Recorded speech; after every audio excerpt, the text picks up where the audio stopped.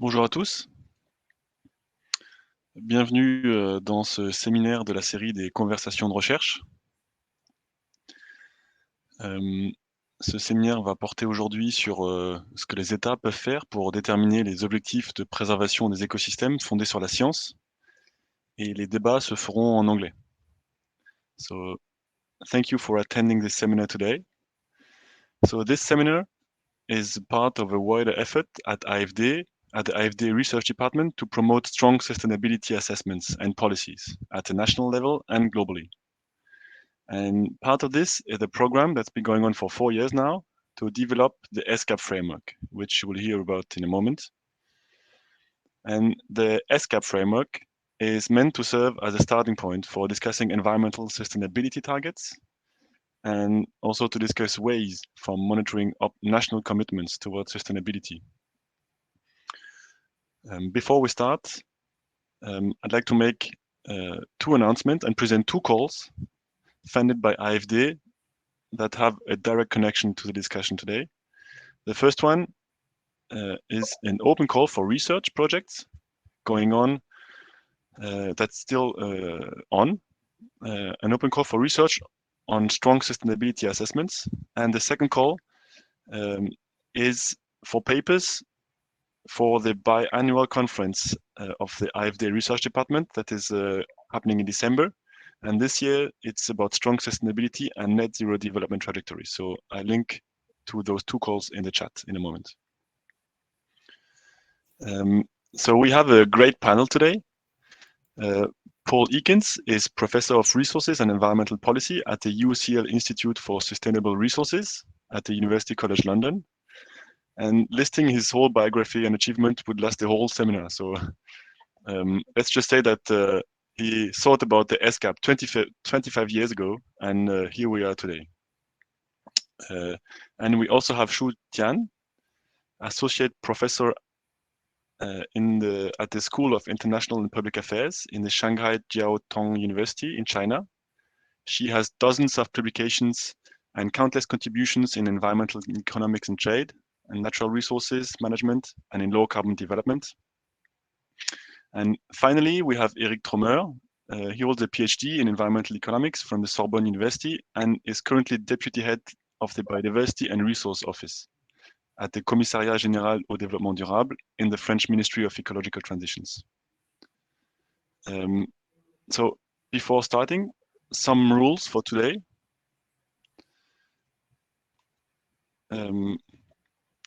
Each speaker has 15 to 20 minutes for his or her presentation. And unfortunately, people in the audience cannot talk. So if you have questions, either for clarification or for further discussion, please write them down in the dedicated panel on the right. So I'm checking. Yeah, so first question. Unfortunately, it's going to be in English because we have English speakers in the panel. So that's for the first answer in the questions panel. And what I was saying that, yeah, you can answer all your questions in this panel, and then I'll be passing them on to the speakers at the end of the 3 presentations. And this seminar is recorded, so there's going to be a link for playing it back. So without further ado, Paul, the floor is yours, and we can start. Well, thank you very much, Oscar, for the kind introduction and the great pleasure of making a presentation at the seminar today. And I look forward to your colleague putting up the slide, and then we can take it from there. So the need for strong sustainability measures. I'm going to talk a little bit about that need, and then I will go on to talk about the ESCAP framework, which we have developed over the last few years with the support of AFD, among others. So why should we be concerned about a strong sustainability approach? Well, the main reason is that the state of the environment, despite 30 years of environment policy or more. This year, of course, is the anniversary of the first United Nations Conference on the Environment in 1972 in Stockholm, and the UN is preparing for a Stockholm plus 50 conference in June. I was privileged to chair UNEP's 6th Global Environment Outlook, which was published in 2019, and it was a very scary publication, 700 pages of scientific documentation of how our environment, our home, our only home, continues to deteriorate to a very worrying extent. Most policymaking to address environmental issues in the past has adopted a weak sustainability approach, and I'll explain what I mean by that in a minute. And I'm afraid that the ongoing environmental deterioration shows that this has largely failed over the last 50 years. It's time to move to a strong sustainability approach, and I'll explain what I mean by that too, and a scientifically robust measurement methodology, namely the SGAP, now exists to do this. So the failure of weak sustainability, well, what do scholars mean by this? Well, it is based on the underlying principle that there is broad substitution between different forms of capital, and the OECD and the World Bank and UNEP and many other organizations currently use a characterization of factors of production that include physical or manufactured capital and human capital and social and organizational capital, and then natural capital. And the development process over the last 200 years has involved a systematic substitution of physical and manufactured and human capital for natural capital. And I'll show some diagrams about what I mean by this in a minute. And as I've said, that substitution of natural capital has led us to the environmental crisis which we currently find ourselves in. And there are increasing calls to move away from this idea that we can substitute natural capital for other, natural capital with other kinds of capital. And one example of that was this motion at the IUCN Congress in Marseille last year, which says quite explicitly that natural capital approaches should not lead to the substitution of natural capital with other types of capital. But that obviously then leads to the issue of, if we are not going to measure natural capital by money and therefore substitute it with other forms of capital measured by money, how are we going to measure it? This is an example of what happens with the weak sustainability approach. So we can see this comes from UNEP's inclusive wealth reports, which it's been producing every 2 years since 2012. And you can see that the red line is GDP per capita, the black line is population, and they're both going up quite substantially. The pink line is produced capital, and the blue line is human capital, and you can see that those are going up quite substantially. And you can see that we have natural capital, which is the line that is going down substantially. But when you measure all those in money and count them up, and you get your inclusive wealth figure, or inclusive wealth per capita, you can see that both of those show quite strong growth. In other words, they suggest that we are developing sustainably. This can be shown country by country in this diagram, which also comes from the Inclusive Wealth Report 2012 this time, but there have been subsequent editions. you can see along the bottom a range of countries. You've got China on the far left, you've got Nigeria on the far right, and you can see that there is produced capital, which are the black bars. There is human capital, which is basically education expenditures, which are the white, almost colorless bars. And then you add those two together with the natural capital, which is the green, the light green, in order to get the inclusive wealth index, which is the dark green. And you can see that without exception, the natural capital bars all go down, showing that there has been substantial decrease of natural capital. And in the inclusive wealth report, we're basically talking about the depletion of natural resources, so that the countries on the far right are all fossil fuel producers, where we've got very significant depletion of fossil fuels. And if you were to look at this, the dark green bars that show inclusive wealth index, you would suggest, well, yes, every year countries are getting richer, particularly China, of course. But if we look next to China, we see Germany, then we see France, and we see a range of other countries. And it seems that the only countries that have a problem are the countries that produce fossil fuels, because we see Nigeria on the far right and other fossil fuel producing countries that are showing negative inclusive wealth. And that is simply not a correct picture of what is happening to the natural world. Another example, this comes from the World Bank, using basically their genuine savings methodology. You can see the black line along the top for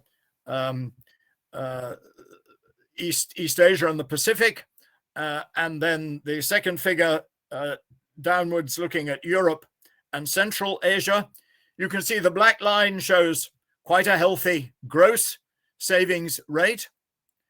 When we subtract the depreciation of produced capital, which is the red lines below the bar, that obviously falls down.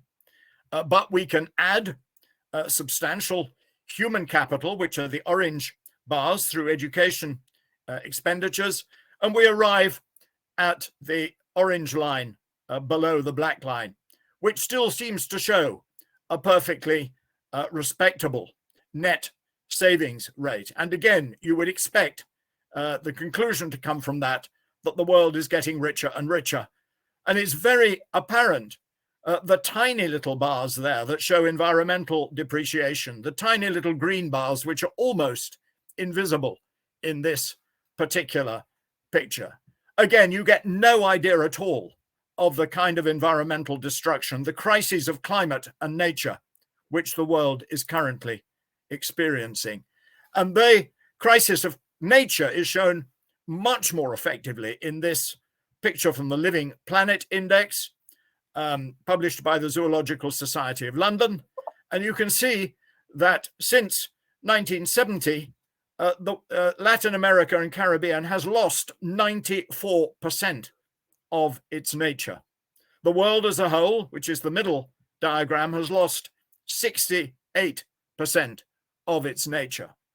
The fresh waters, which is the right-hand diagram, has lost 84% of its nature.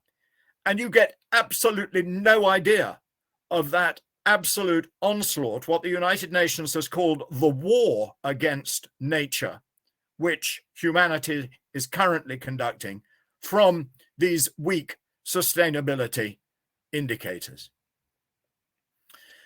This comes from the Global Environment Outlook, which, as I say, I was privileged to chair.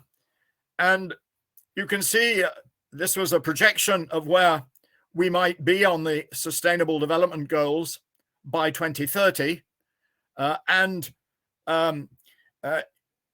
You can see that on the left-hand side of that little graphic, yes, we are making progress on some of the social and economic sustainable development goals. Not enough to meet them by 2030, but some progress, which are the little yellow arrows. But if you look at the right-hand side, which are the environmental dimension of the sustainable development goals, you can see that there's a little bit of progress on air pollution, which is the orange one there on the right-hand side. But with all the others, the indicators are going in the wrong direction. So we're beginning then to get some kind of perception when we treat the environment separately of the ongoing deterioration of the natural environment. So what the strong sustainability approach is trying to do is really to express this reality in the world around us and articulate what scientists have called a safe operating space for human activities. This is related to the scientific work of Johan Rockström and others who have talked about planetary boundaries and the need for humans to work within the safe operating space of the biosphere. We need to define indicators for this space based on scientific environmental standards, and we need to express these indicators at the national level in a way that is accessible for policymakers, because the vast amount of policy making is still made at the national level. And for the ESCAP approach, and I'll show you how that has been implemented in a minute, we need to aggregate these indicators into two indexes. And the two indexes show two things: the current sustainability gap, how far away we are from the scientific environmental standards that define the safe operating space, and the trend towards closing this sustainability gap in recent years. So diagrammatically, what does the ESCAP try to do? We can look at these three black circles there. One black circle at time t0, that's the present time, says where we are. The top black circle says, what does the scientific sustainability standard say where we want to be? And the lower black circle at time t1 is where we currently are. So the difference between where we want to be and where we are is the sustainability gap, and where we are is measured by the strong environmental sustainability index, or the sustainability gap. And you can see that that's a simple index between 0 and 100. When we get to where we want to be, we will have a score of 100. And as you will see in a minute, for the calculations for Europe, we are very far from that in most of the indicators. For the progress index, we look at the current trend of where we are going towards where we want to be, the current trend going from where we were to where we are, and then the sustainable trend going from where we are to where we want to be, and calculating the ratio of those two lines. So how are we going to measure this? We have defined 4 sets of environmental functions, and these are the environmental functions that we want to maintain. So that is the definition that we're using of environmental sustainability. Source functions that provide resources for our economy, sink functions that deal with wastes from our economy, the life support functions that keep the biosphere going, and the human health and welfare functions that enable humans to be healthy and to be happy. If we look to the next column at the principle, the sustainability principle that will enable these functions to be maintained, we need to renew renewable resources. We need to use non-renewable resources prudently. We need to prevent global warming and ozone depletion. We need to respect critical loads for ecosystems. We need to maintain biodiversity and ecosystem health. We need to respect standards for human health. And we need to conserve special landscapes. And we need to do those for all the different environmental topics, which you can see in the right-hand column. We need to do that with reference to these science-based sustainability standards.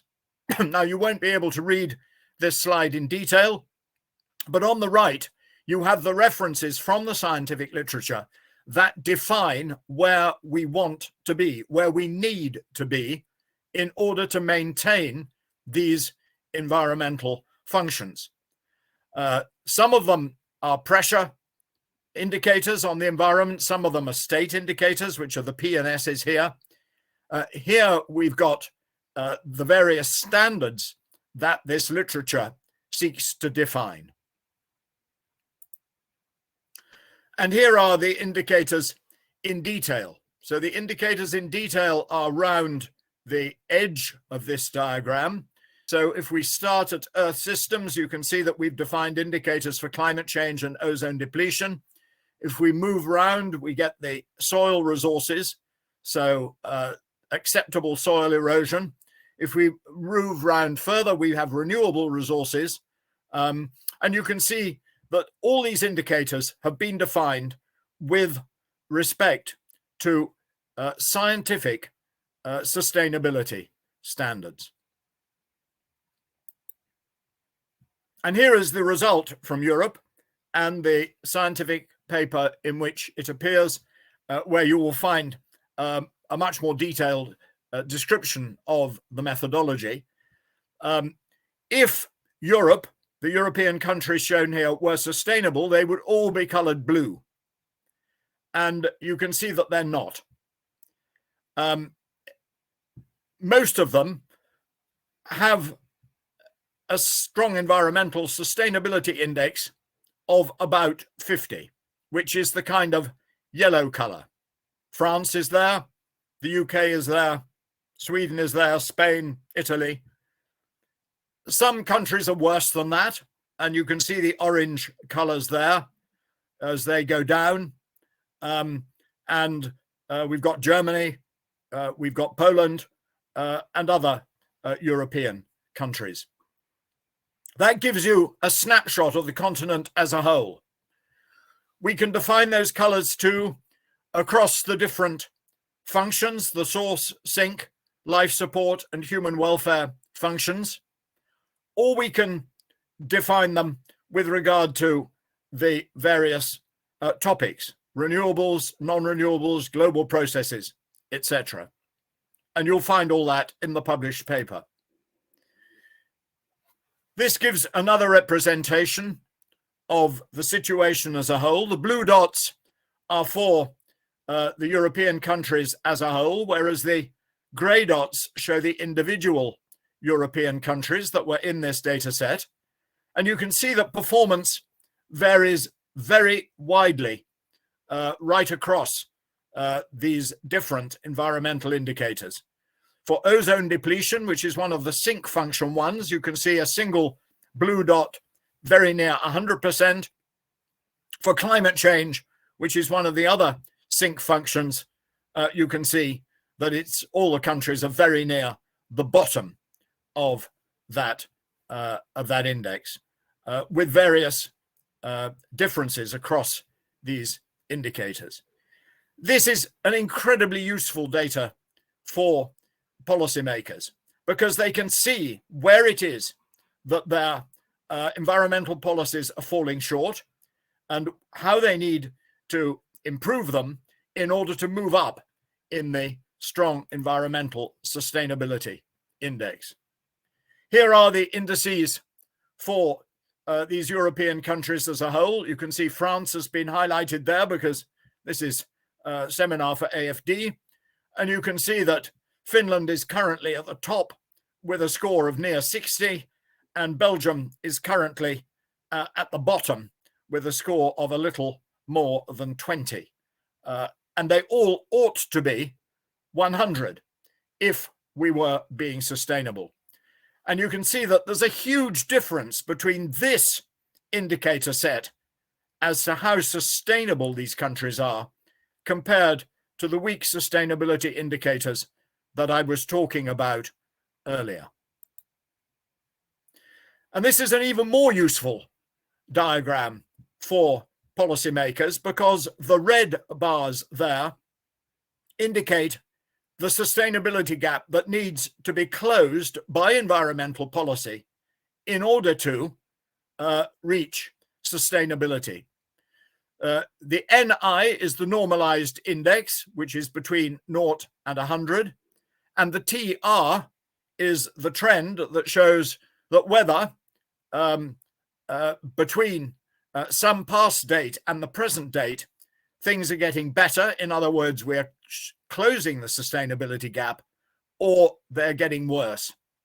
So forest resources are currently in a very healthy state. You can see there's a score of 100 there. There's an entire blue line, but there is a trend in the wrong direction, so we need to watch it.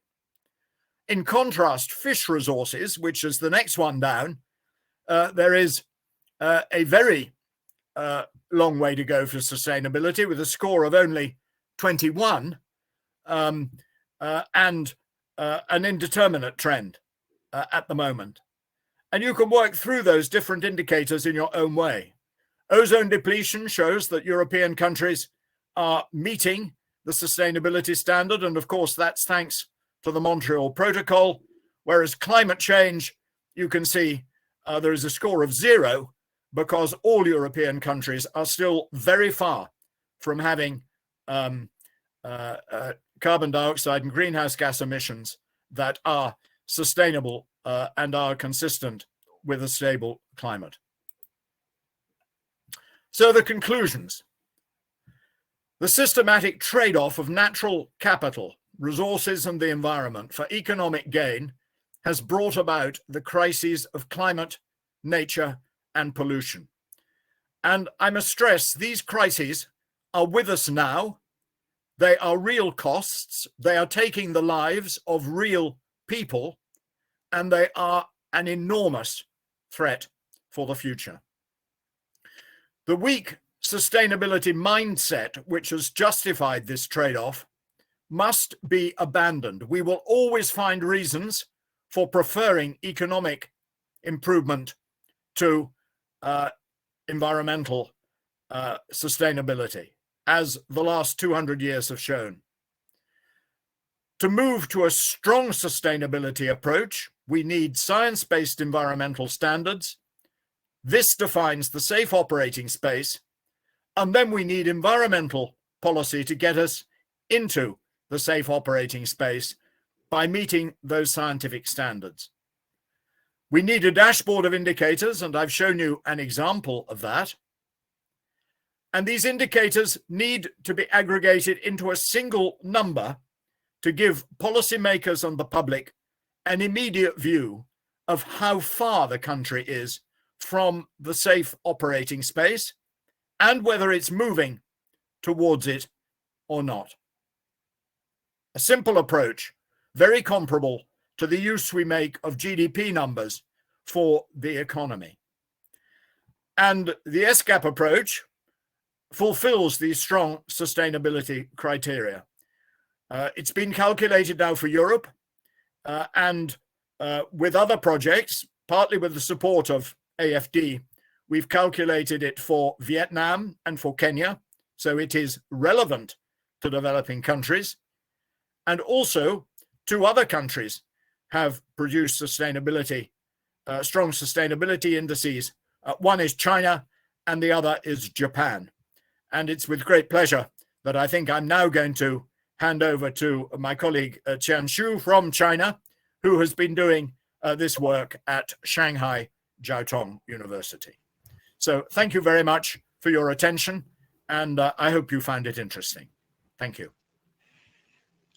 Thank you, Paul, for this enlightening presentation, and thank you for all the insights on what strong sustainability approaches can bring. Just to make things perfectly clear, I think maybe I can ask one question before passing the floor to Tian. You started with well-known metrics such as inclusive wealth, adjusted net savings, living planet index, SDGs. And we've been talking a lot about the SCAP, but is the SCAP framework the only way to address sustainability targets along strong sustainable principle? And is it the only way to define the safe operating space for humanity? Before we move along with the presentation of the SCAP in China.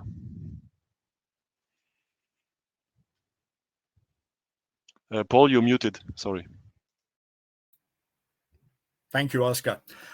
Yes, there have been other strong sustainability approaches which have tried to adopt the same kinds of principles.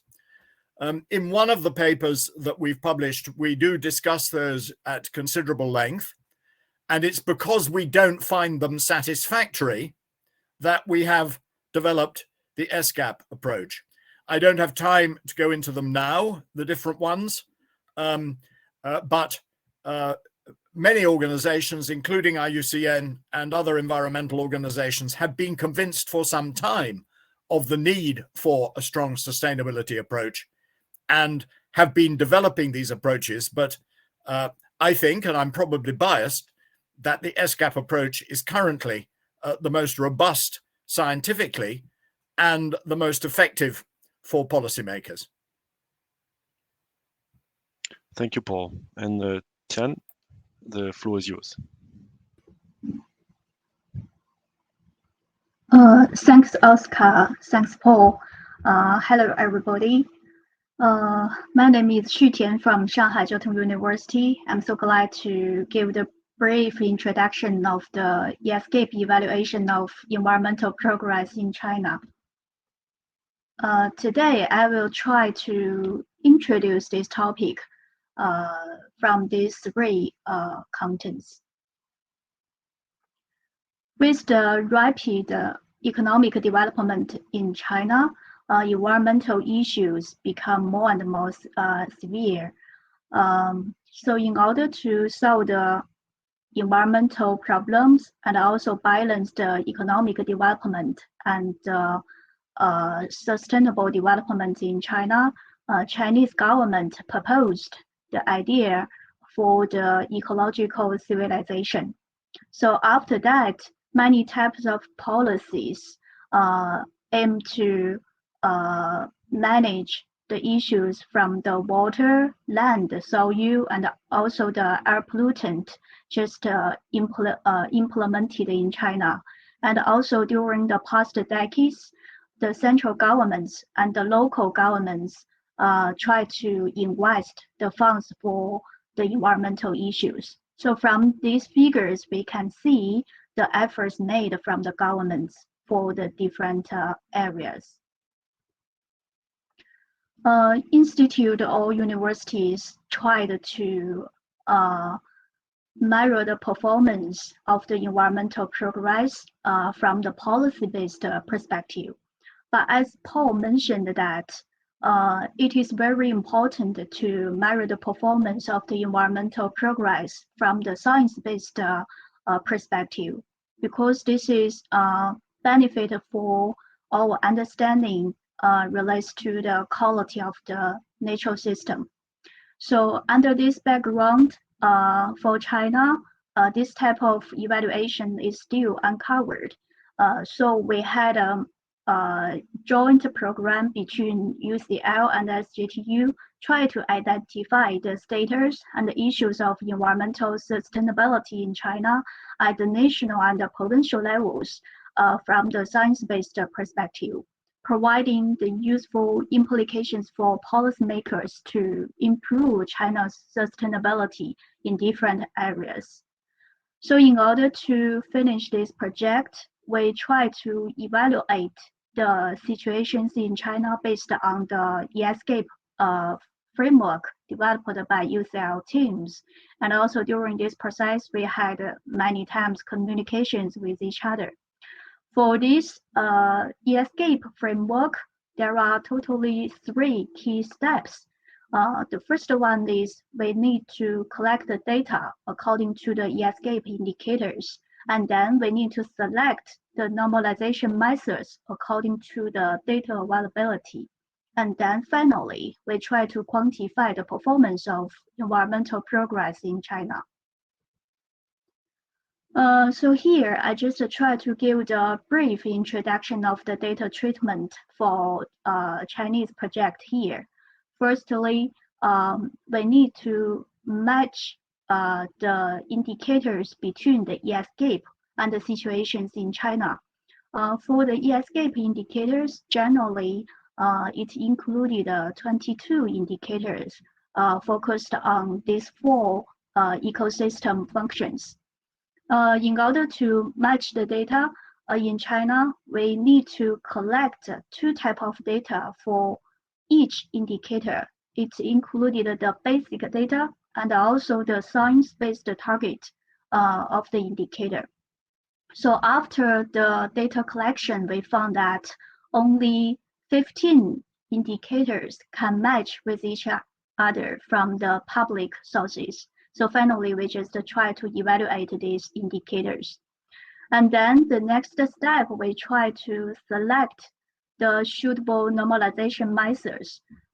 For the escape framework, as Paul mentioned that because we have two types of progress. One is the from where we were to where we are, and also the other one is from the where we are to the to the final target. Here, in terms of the data availability in China for different indicators, we can't find a much more science-based target for each indicator. So finally, we just try to select this simple normalization method to measure the performance of the environmental progress in China. So here, I just try to give the example for the data treatment. Firstly, we need try to match the indicator between the escape indicator and also the situation in China, and try to give the key information for each indicator. And then we will try to list the table like this way, such as we need to mention whether this type of indicator exists in China, or whether we can't find the data for the escape indicator, and then we will try to localize the indicator in China. And also maybe for some indicator, we can't find the data, and then we will delete that. So we need to give the different type of explanations for the data situation, and then list the description of the data, and also the time period, and also some information for the normalization. So after the data treatment, we will receive the primary findings. So here, in terms of the limited time, and also our results are still under process, I just give the primary findings at the national level as an example. As Paul mentioned that for this escape framework, we will try to evaluate the environmental progress focused on the different ecosystem functions, such as for the source function, we selected these 3 types of indicators. And from the results, we can see that the time period is different for each indicator according to the data availability in China. And also we can receive different scores for different indicator, and then try to mention the performance of the environmental progress, such as for the forest coverage rate. You can see the score seems to be increased in the given time. That means for this indicator, the performance is better in the period. And then for the other 2 types of indicators, the score seems to be decreased in the given time. So that means the performance is worse in the given time. And also we use the same way for other type of sync function indicators. Here we just try to select the 5 indicators for this function, and then we receive the different type of results. And then also for the life support function here.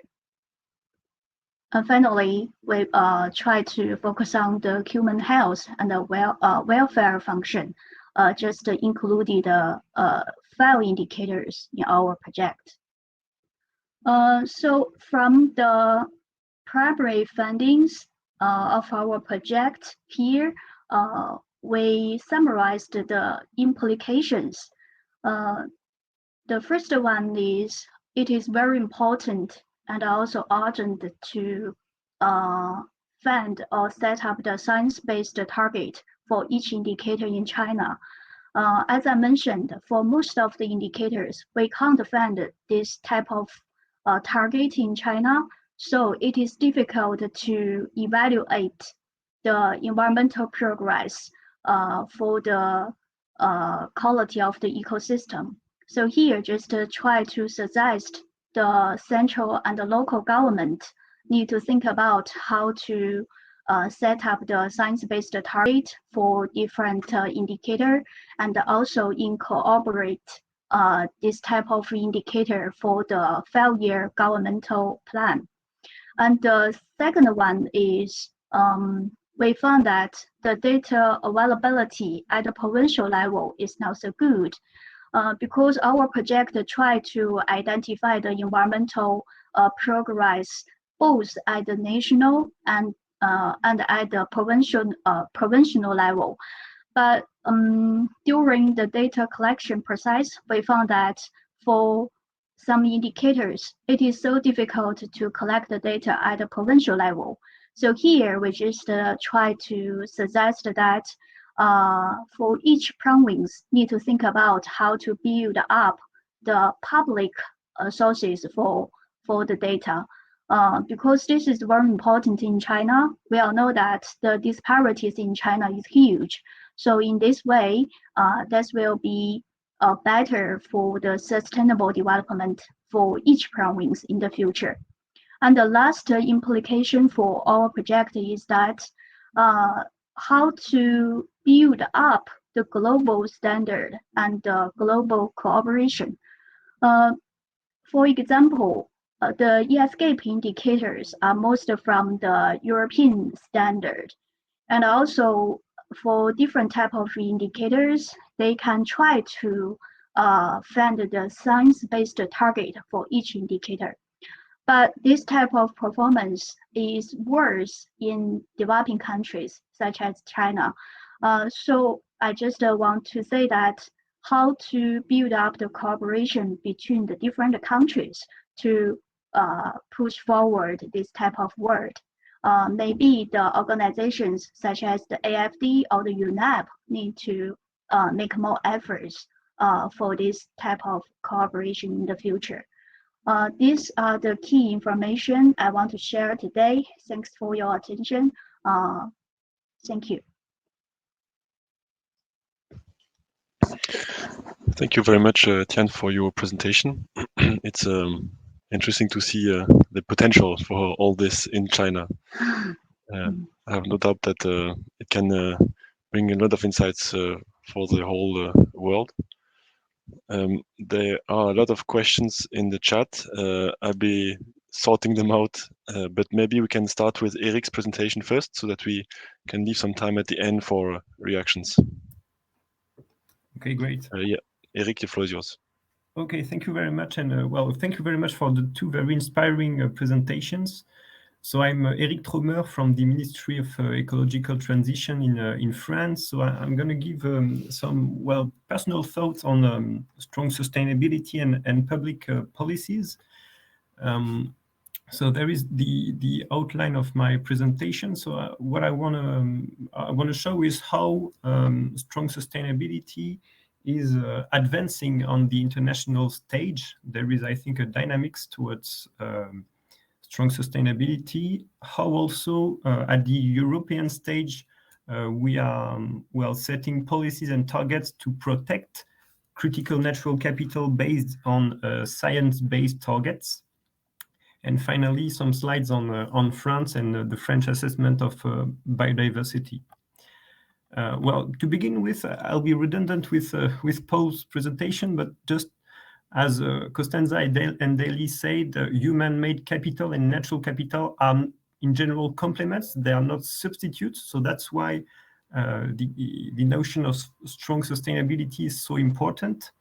While natural and man-made capital are not perfectly substitutes, notably because of, first, the multiple values associated with natural capital. So in the IPBES conceptual framework, you have 3 kinds of values: instrumental, intrinsic, or relational values. But also because of the existence of critical components of natural capital, as Paul described it. So on the international stage, I think there are some signs that strong sustainability is advancing. First, with the success of the planetary boundary concept. I guess you all know this concept that is based on science-based targets. And in Europe, this concept is used in the 8th Environmental Action Programme, which has been approved this year in 2022. And this program says that by 2050 at the latest, people live well within the planetary boundaries. So with the planetary boundary concept, well, this concept is close to what is strong sustainability, that is protecting critical natural capital and by setting science-based targets. Also, and Paul also mentioned it, during IUCN World Conservation Congress in Marseille, France sponsored Motion 62. So Motion 62 is on natural capital approaches and on the different principles that natural capital approaches should follow. And one of these principles is that natural capital approaches should have positive outcomes. And that is that they should enhance the condition of natural capital. And we were among the countries to ask for the addition of the fact that natural capital approaches should not lead to the substitution of natural capital with other types of capital. Therefore, strong sustainability is really enshrined in IUCN policy on natural capital. So my next slide is about ecosystem accounting. As many of you perhaps know, in March 2021, the UN Statistical Commission adopted ecosystem accounting as an international statistical standard. So it implies that country must have to develop in the coming years accounts describing ecosystem extent, condition, and services. And this will provide essential data on critical natural capital. So this is a tool that will, I guess, allow to develop these approaches. And still on the international stage, we of course have the ongoing COP15 negotiations. So this is the what we call the theory of change that is at the center of the global biodiversity framework. So we try to reach a vision on the right, which is living in harmony with nature. And to reach this vision, we have to reach 4 main goals on the ecosystem, species and genetic diversity, on the needs, on human needs, on benefit sharing, and on means of implementation. And in the framework, we also have many targets to reach these objectives and then reach the 2050 vision. And I want to show especially 2 interesting goals. The first is goal A. Goal A aims at enhancing the integrity of ecosystems, reducing the rate of extinction, and preserving genetic diversity.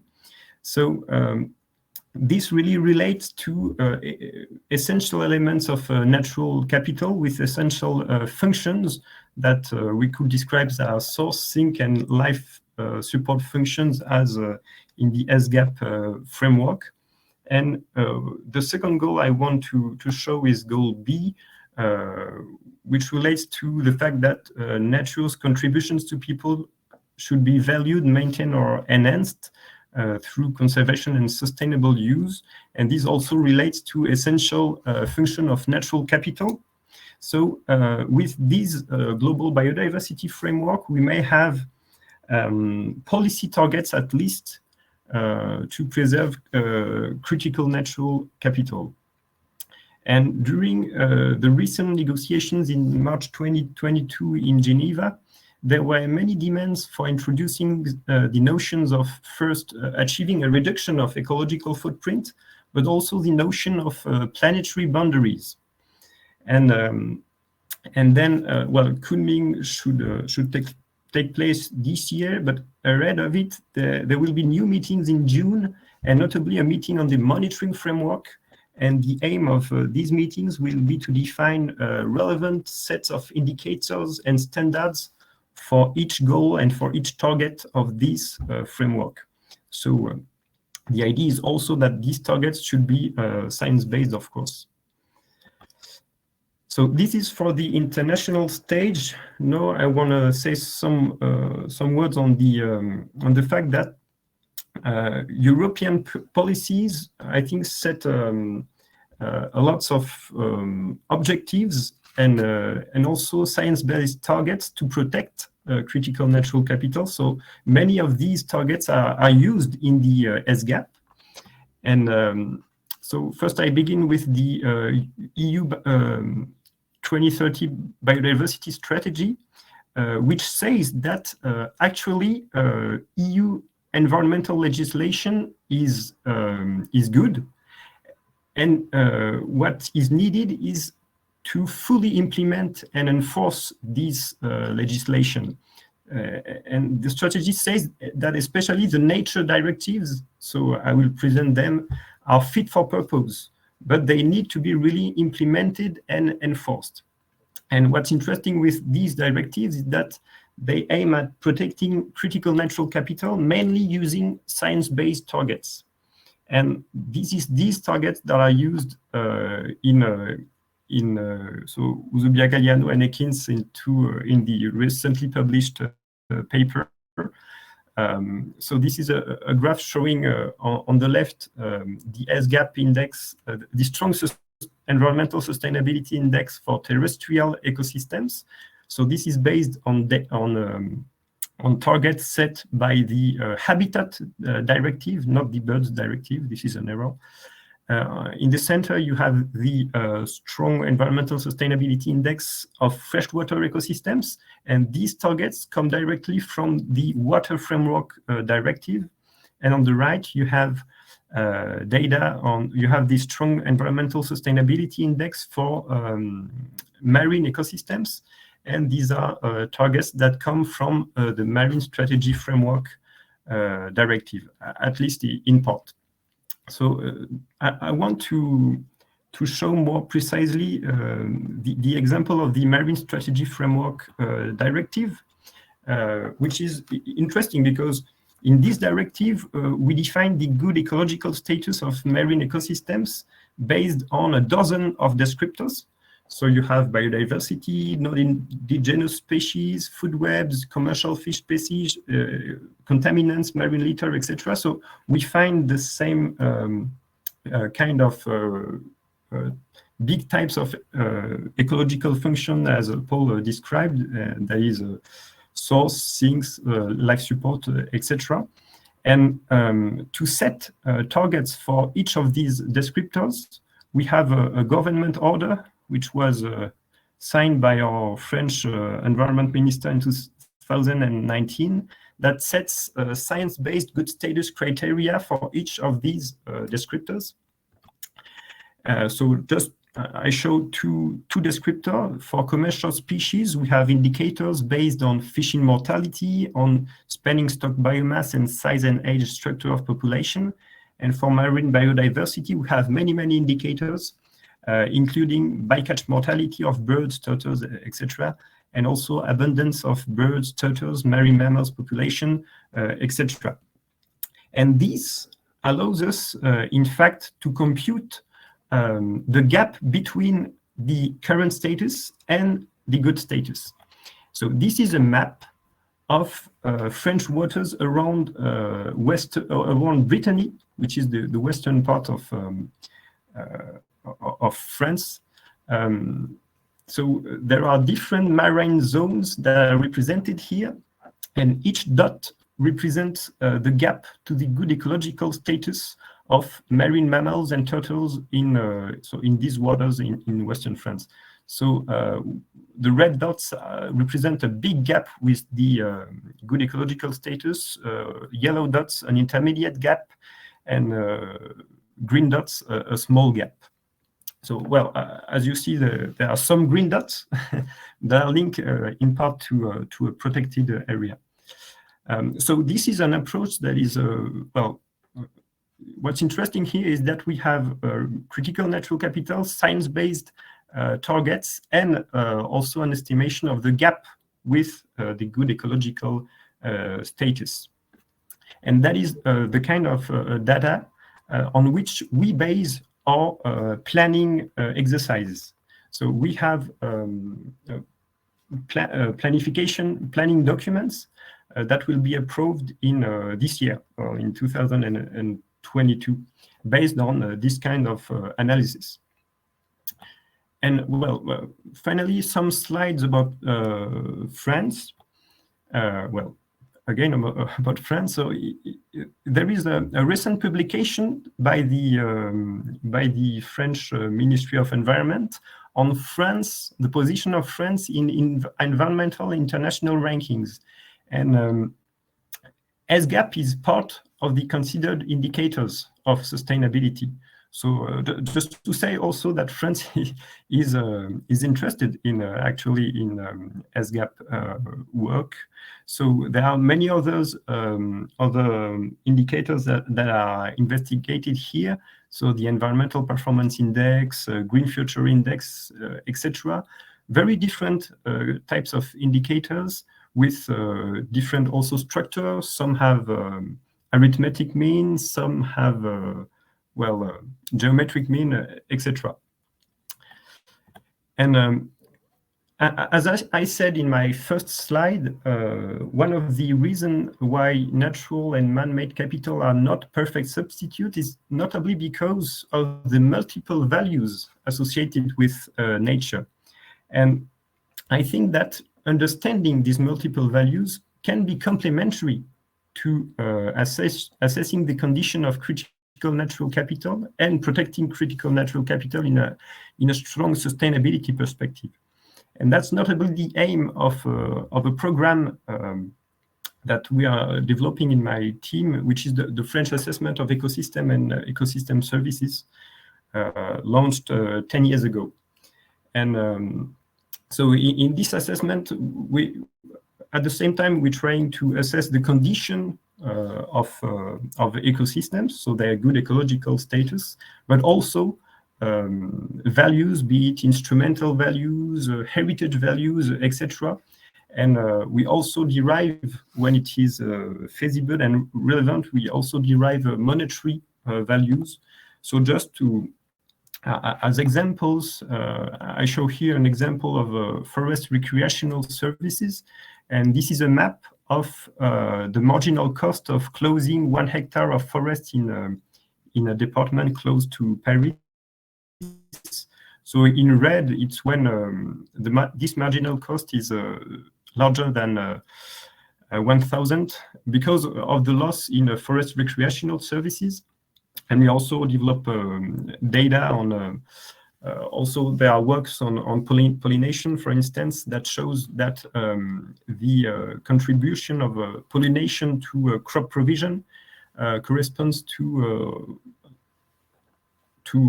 more than 5 billion euros per year. So just two examples of assessment of values linked to biodiversity that could be complementary to critical natural capital protection and assessment as shown in the SGAP framework. So that's all for me. Thank you very much for your attention. Thank you, Eric, for this all this information about France and Europe, and we can see that a lot is going on. And a lot was going on in the chat in the meantime. So I tried to sort things out. And we have still some time for half an hour for Q&A. There have been a lot of questions about the slides and whether information can be had also on the SGAP and on the SGAP pilots. So maybe I say a few words about that before we move on to questions for the presentators.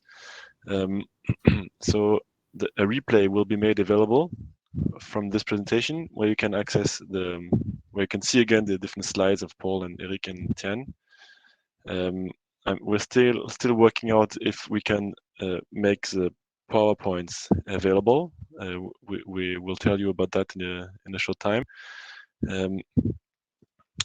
And about the different SGAP pilots, there has been, so the papers on Europe have been published in peer-reviewed journals. So I guess Paul can send a personal copy to people interested in the paper if they cannot have access to the journal pages.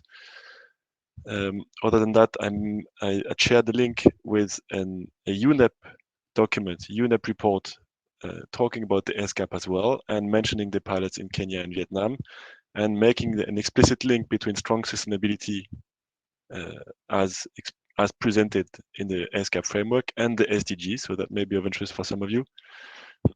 And as to the results in the pilots in Kenya and Vietnam, the reports are ready, but they're not yet published. So they will be soon published on IFD's website. We are still in the process of formatting them, and so be attentive, or maybe come back to the IFD website in a couple of weeks, and they will be there. And if you have a personal interest in those countries, please let me know by email, and I'll send them to you once they're ready. Just to say a few words, the results are only partial in Vietnam and Kenya because of data availability. And it's not just the data on the state of the different elements of natural capital present in the SGAP, it's also the availability of the different standards of good ecological status that need to be there in order to compute the gaps. So I think this was maybe not very apparent from all the talks, but it's crucial to have not only a vision of the different elements to be maintained, but also a vision to where we should aim for to maintain them. So the standards are what the science-based targets, and needs to be informed by those standards of good ecological status. And this is what needs to be added in policymaking, and is often lacking in many countries. About future exercises of the SGAP and how it's possible to implement it somewhere else, we don't yet have a website where it can be automatically computed. So we need the areas for SGAP. Maybe sometime it will be there. In the meantime, the call I mentioned before, so this advertising about an open call for research for strong sustainability assessments, is still open. So I think it's a good opportunity to experiment SGAPs in other countries. And this leads me to my first question to Eric, and before picking up the questions from the audience, what share of SGAP components are already present as science-based targets in French law? Can you say a few words about that? Yeah, well, if we look at the SGAP computation in the paper, the 2001 paper in Europe, we see that almost all, I think, environmental standards come from European standards, so deriving from directives, law, well, etc. You know, you have the like bathing waters directive, water framework directive, etc. And so I think, but I guess that Paul will could confirm or not. I think that yeah, European law is, well, environmental law is mainly based on, well, gives at least some interesting and useful science-based targets that can be used to compute, well, such indexes as SGAP. But I couldn't give you a precise share or number. Just a way to, because you presented a lot of different elements, and science-based targets seem to be present at many different levels. It was just not clear to me if all of them were present. But so this is maybe a reason to do a deep SGAP analysis in France, maybe in the future. So we have the figure from the paper, from Paul's paper and Arcade's paper. So maybe, yeah, that's an application for SGAP analysis, is to be able to discuss in details the different regulations that are in place in the country. Yeah. Sure, and I think also these, well, this exercise in Europe, so it only concerns metropolitan France and not, you know, other, I guess, overseas territories. But there was actually an SGAP exercise in New Caledonia. So, which is available. It was developed by the ecological accounting research chair in France. So you can find it easily on the web. I can copy paste you the link to this study. I'll do it. Yeah, it has been co-financed by WWF, and I'll link to it in the chat. So there has been a pilot in New Caledonia as well. New Caledonia being a French territory, so not the same data availability than France mainland, but still an interesting application of this concept of good ecological status. It's a very good study by Adrien Comte, and I'll link to it in the chat in a moment. There you are. Thank you for the mention. And this leads me to the next question to Tian. So coming back to the notion of good ecological status and of standards of environmental standards, Tian, there has been a question in the chat for you by Adrien Comte, the same one that did the study in New Caledonia. So very pointed question for you. And it may be worth to come back to it, even though you already answered it in a written way. And the question is about the standards that you used in your study in China. And I believe the question is twofold. What is the nature of the standards that you were able to use in China? Were they all coming from international standards, or are there some standards coming from already existing Chinese laws? And are those laws the same in all the different provinces, or can you work with a national reference? And I guess the second part of the question is about what can be set in the future in terms of science-based targets in Chinese law, and what are the channels to work on that? Thanks, Oscar. Yeah, I think I tried to reply this question with my own understanding for the science-based standard for different type of indicators.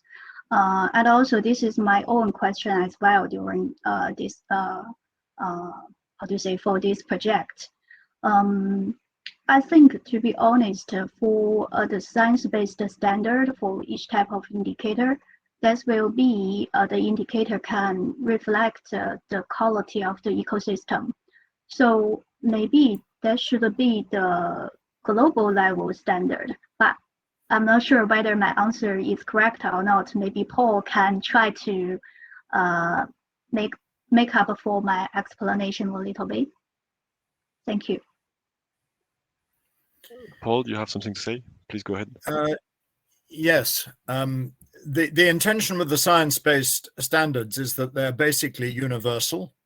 And that's what we've been trying to do. So human health effects from the environment, doesn't matter which country you're in. If you're breathing polluted air, you're going to need the same standard.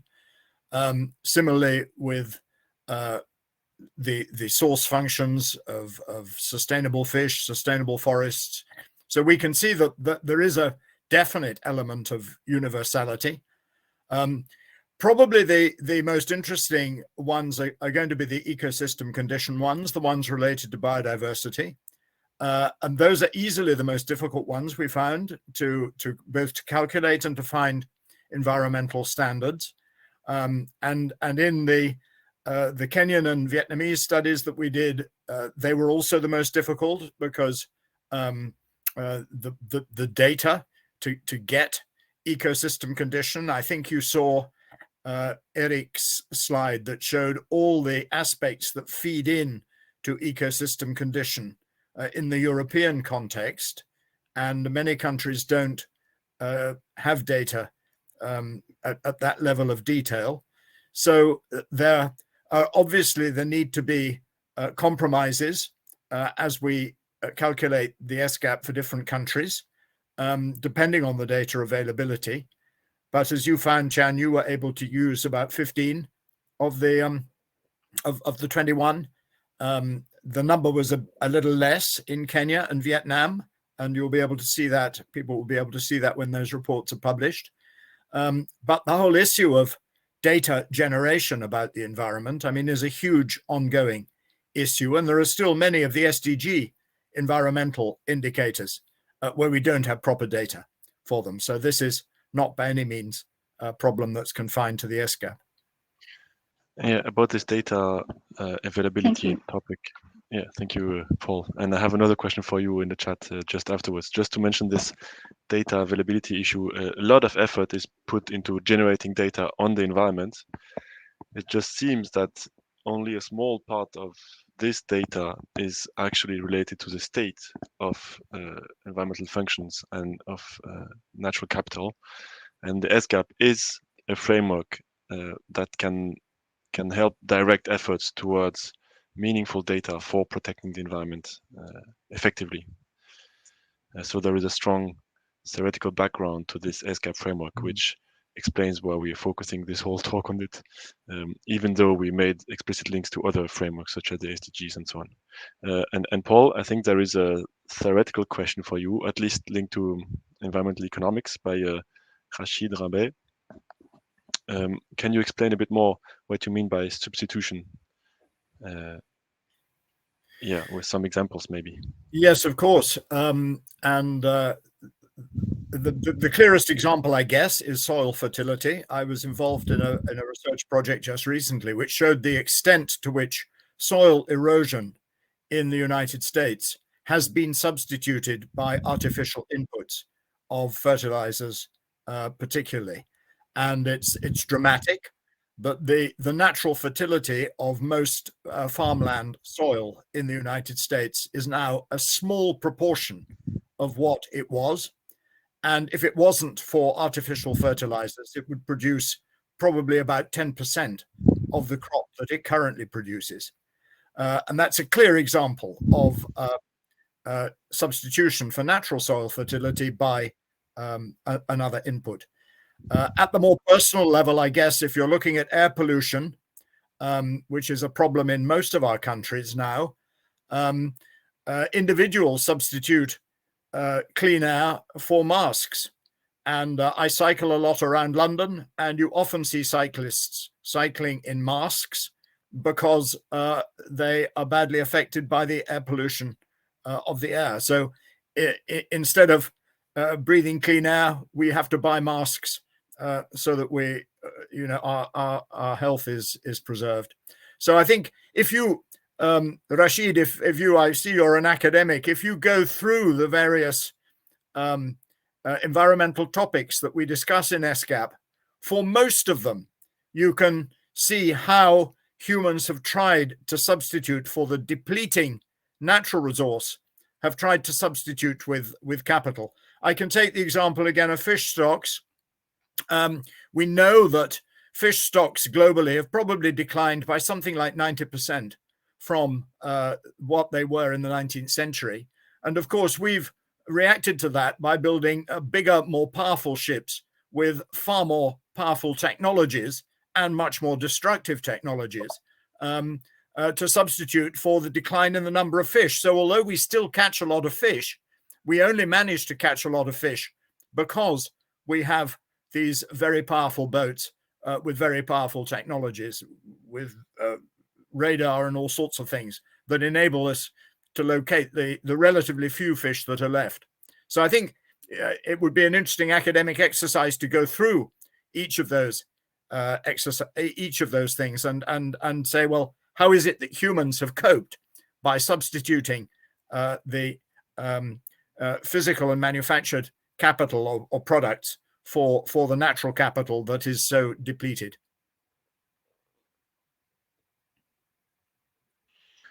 Thank you, Paul. I think we covered most of the questions already present in the chat. I wonder if I could just add a little bit to what Eric said about standards and science-based targets in France. Of course.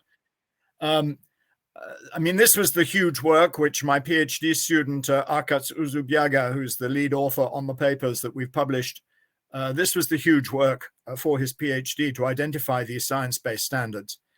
And you're quite right, Eric, some of them do come from European directives.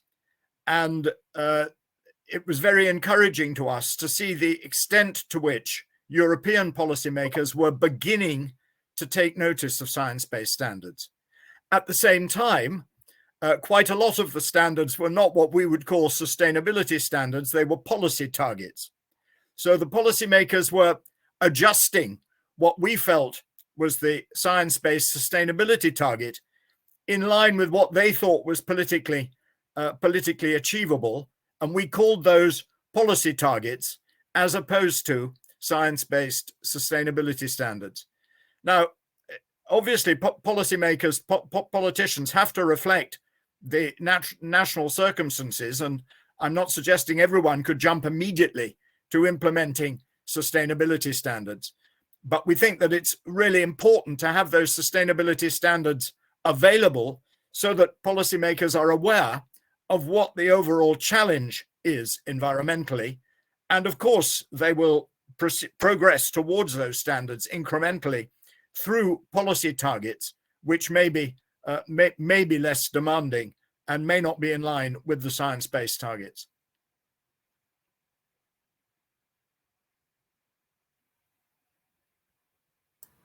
Oscar, you're muted. And yeah, I just want to say that. Please go ahead, Eric. Thank you very much, Paul. And I think that the distinction between science-based and policy targets is very useful, and it really reflects what we see in as policymakers in the ministry. We have science-based targets. We also have policy targets based on negotiations with stakeholders, and in general, indeed. Monitoring frameworks are based on a kind of mix between science-based targets and policy targets.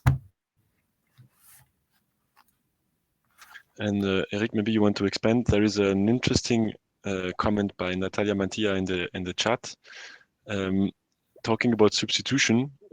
She has a question about adaptation actions to fight against climate change, and there is a notion also about there is one element of the ESCAP that was not discussed today, and I think has its importance, is that it's not extensive, meaning it doesn't cover all the issues, environmental issues, but it still tries to capture everything that is currently known about environmental limits and about critical natural capital, and so it does not, as such, it doesn't. So it has some kind of global coverage of environmental issues, at least willingness to go toward this objective, but it does not address substitutions or interactions between different elements in the ESCAP.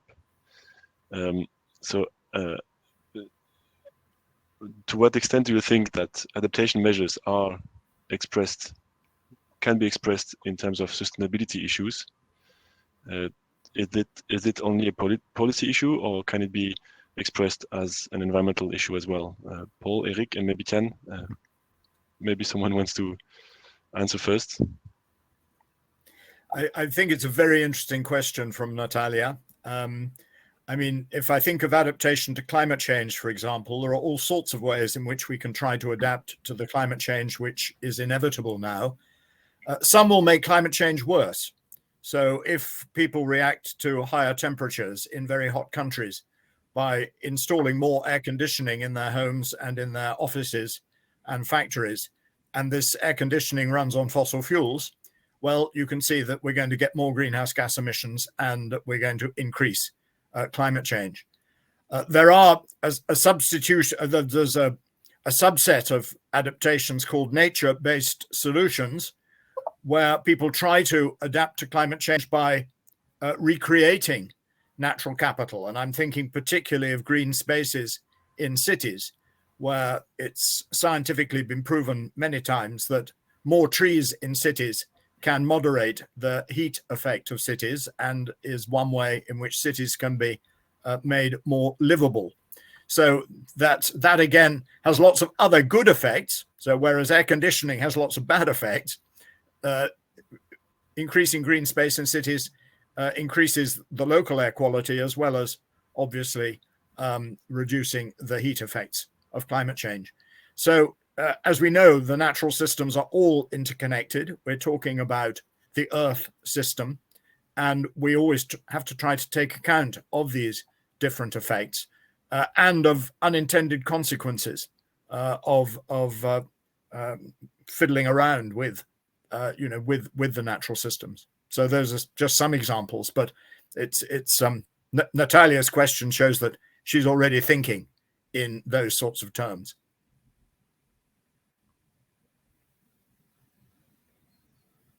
And there is a remark by Natalia directly in the chat. Sorry that audio is only for presenters, but yeah, I believe that you answered part of it. She's mentioning wetlands as well. And Eric, Otian, maybe you have also some comments about these interactions between different issues and what strong sustainability can bring to also adaptation or maladaptation or this kind of issue related to climate change? Well, maybe if I can begin, and well, on this question, that's an interesting thing. Also and something we are investigating in the national program on ecosystem services is this question of the fact that we benefit from bundles of services, bundles of ecosystem services, and there may be trade-offs and synergies between these services. And likewise, I guess that between different elements of critical natural capital, you may have these substitution effects or trade-offs and synergies. There is another question from Jejiga Kachenura in the chat for Paul, but I guess Eric Otian may have something to say about it as well. She's asking about carbon markets and the strong sustainability framework. So carbon markets are typically a policy solution, right? And emphasizing also the substitutability between different countries, or at least the the substitutability between different possible solutions to reduce climate change. Can it be organized under strong sustainability principles?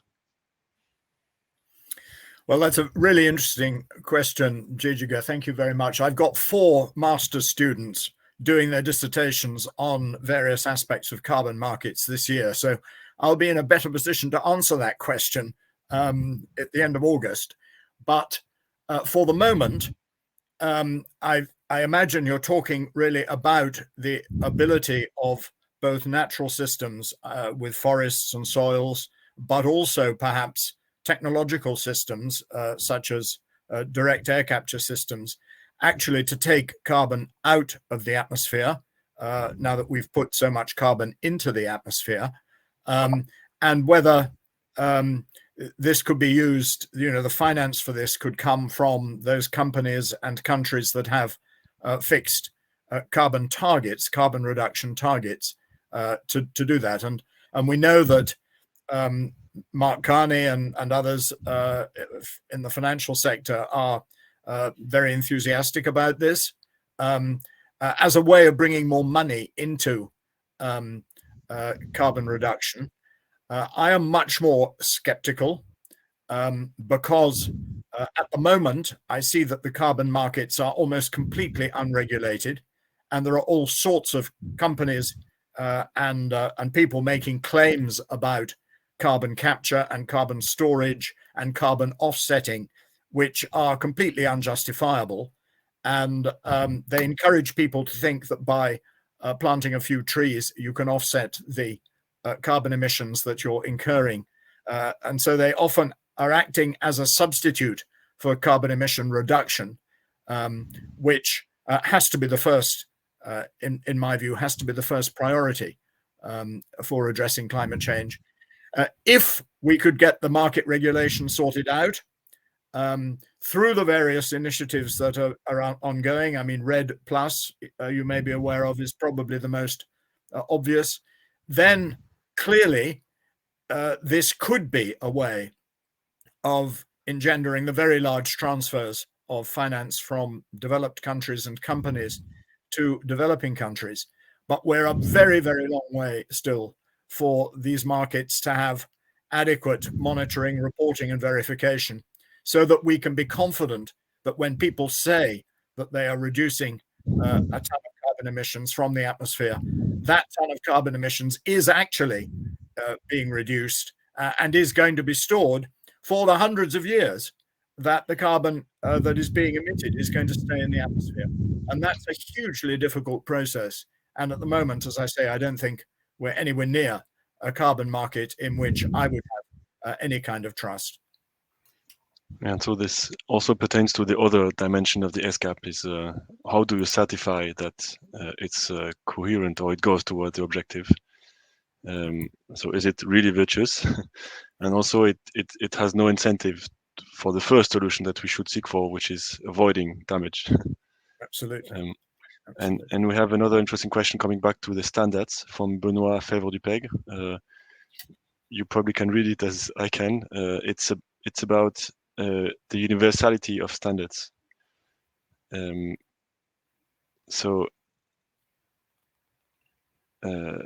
Yeah, and then he raises also a question about aggregation of indicators of strong sustainability at different levels.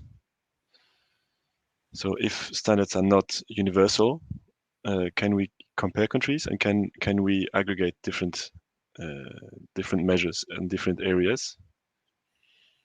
And can we go towards a universal measure of environmental sustainability along strong principles? Well, I think we can go quite a long way towards that. I have to say I'm less interested. I know policymakers are very interested in comparing countries, and we've seen the various rankings that Eric put up in his presentations. I'm much more interested in the sustainability gap of a particular country, because that's what the policymakers are concerned with. And as I say, I think most of the standards can be expressed universally at the national level. The more local you get, the more difficult it is. So, for example, if we're looking at about air quality, we know that air quality is worst in cities, so that if you're measuring the air quality in the countryside, where there is less polluting industry, you're going to get a different result than if you measure it in the city. And that sort of difference is something that the national policymakers obviously have to work with, and indeed the city policymakers have to work with, and they will need those measurements at different levels locally. The way the SGAP has been defined is to relate to national populations and national environmental standards, so that it is relevant to national policymakers. But many of the indicators are applicable at the local level and can guide policymakers, as with the air quality standards, to the extent that they are being met at the local level.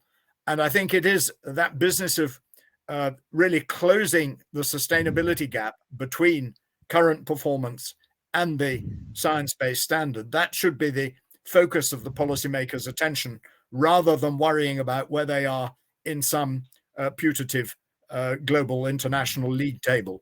Although I know that is always a happy game where we like to treat the world as if it was one large football match and all sit in different leagues, I'm not sure that that's necessarily terribly helpful from an environmental point of view. So, and just to complement Paul's answer, I think a promising avenue of research, which is still not quite developed, although it has been put forward in the nature-based solution sometimes, is the different representation of what nature is and what of good ecological status is. It is not true that it's purely objective and that it's only informed by science. There are social norms, social construct associated to what a good standard is. If we take the example of climate change, we decided collectively that 1.5 degree or 2 degree was a safe limit. It's still a judgment on risk that we collectively take. So those standards are not purely objective, and we should investigate a bit more different representation of nature regarding those good ecological status. And we could learn a lot from it. I'd absolutely agree with that. And indeed, if we look, 10 years ago, even 2 degrees was thought to be, quote, a safe level of climate change, whereas now, after the IPCC's 1.5 degree report, that is now very much that 1.5 is in the focus. And there are many climate scientists who, looking at what's happening in the world today at between 1.1 and 1.2 average global warming, think that 1.5 is not safe in any meaningful way either. So I think there are always those kinds of judgments. But the baseline is also important. I mean, the UK, thinking about the UK biodiversity, it's often described as one of the most nature depleted countries in the world, perhaps because it was one of the early industrializers. So if we look at the biodiversity we have, it is a small fraction of the biodiversity that we used to have, certainly in terms of abundance of species. So simply saying that we want to maintain what we've got may not be anything like enough in environmental terms. We should be trying to actually regenerate a lot of biodiversity in a way that would not perhaps be the case for countries that had lost so much biodiversity already. But at least this notion of standards of good ecological status puts it on the front stage, and absolutely, so that we do not rely only on norms of on historical reference points that, as you say, may shift with time, and not only also on expert judgment or on the peer-to-peer comparison, so that it's actually a real social construct informed by science. So a lot of work to be done in many different countries, including France. And I hope, Eric, you will help us, and Tian, you will help us toward this in China and France. And I'm afraid that we already beyond time. So I'm left with thanking everyone thanking our panel for the very interesting presentations. And a few words, the playback is going to be available for all the people that were enregistrés, so that you're going to have a link toward the playback. Presentations, you need to ask for them. You can send me an email and make them available, if possible. And regarding à propos de la langue anglaise, je suis navré. Le Livestorm ne propose pas de solution de traduction à ce jour. Et donc, nous ne pouvons pas fournir de version française de ces échanges aujourd'hui. Voilà. Donc, on peut pointer vers des documentations qui sont d'ailleurs souvent en anglais aussi, mais qui sont plus facilement traductibles. Et quelques publications en français aussi sur le site de l'AFD, à propos du SCAP. Donc si vous regardez sur le site de l'AFD, vous pourrez trouver un lien. Donc je vais le partager maintenant en français. Le rapport sur la Nouvelle-Calédonie est en français et une publication de l'AFD est en français. Voilà.